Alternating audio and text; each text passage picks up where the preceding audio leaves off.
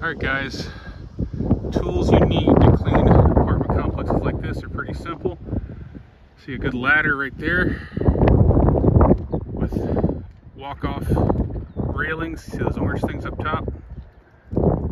Got Noah over there working.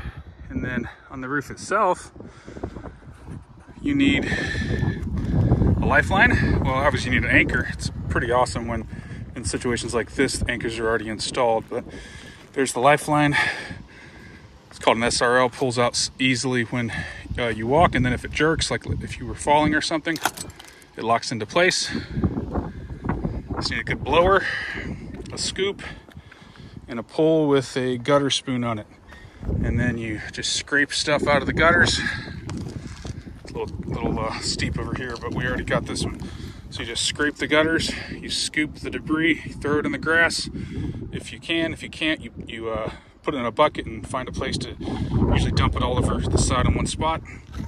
And then you use the blower right there to finish the job.